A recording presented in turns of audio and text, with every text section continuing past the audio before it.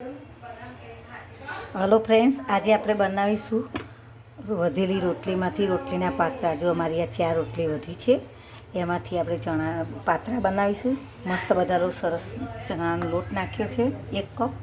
હવે પછી તેમાં બધા મસાલા નાખીશું. તેમાં મીઠું નાખ્યું,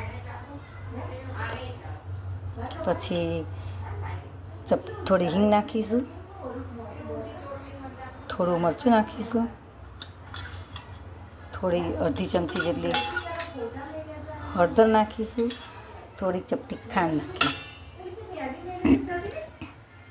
હવે તેમાં 1 પિંચ જેટલી ખાવાના સોડા નાખીશું.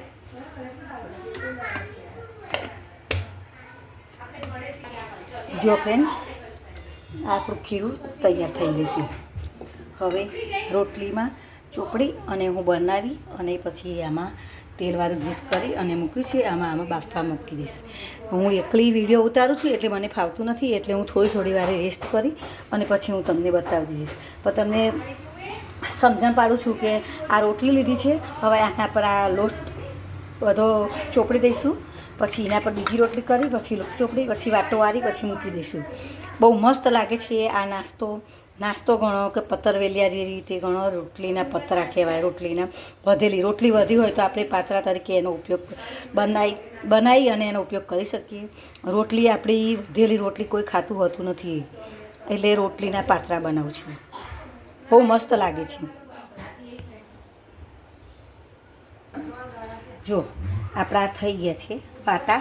હવે હું બાફવા મૂકી દઉં છું. જો આ રોટલીનો ઉપર લગાવી દીધું છે આવી રીતે.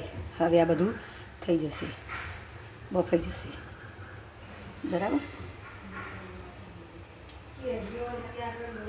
જુઓ ફ્રેન્ડ્સ, આપણે તેલ બરાબર.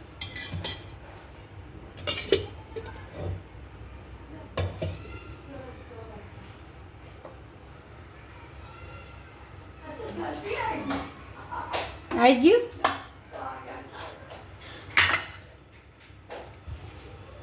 જો રહી નાખીએ આપણે.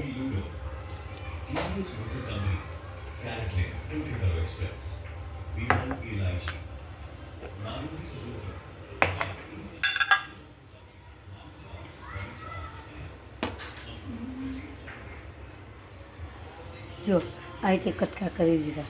બરાબર. હવે આ વઘાર મૂકશે.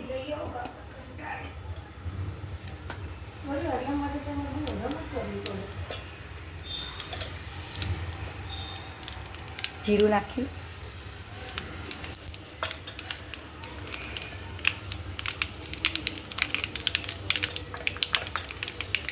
હિંગ નાખ્યું,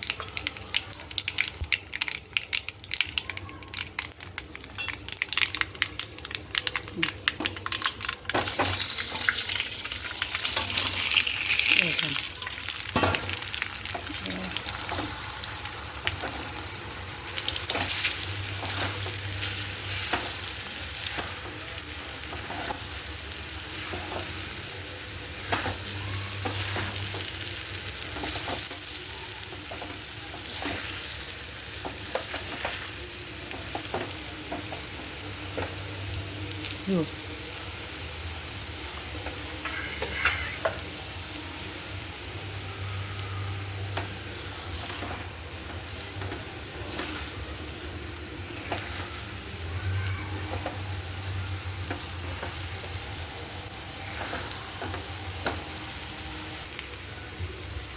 લીંબુ નીચોયું અડધું. હવે આપણા હલાવી દઈ. આપણા પાતરા તૈયાર. જો ફ્રેન્ડ,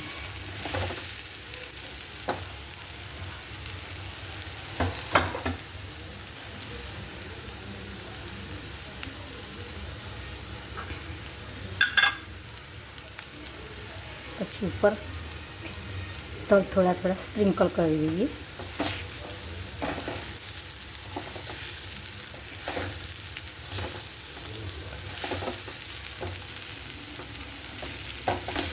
છે ને કેટલા મસ્ત છે. જુઓ તમને ગમ્યા હોય તો મારી ચેનલને લાઈક કરજો, સબસ્ક્રાઈબ કરજો અને કમેન્ટ કરતા રહેજો. Thank you. આભાર.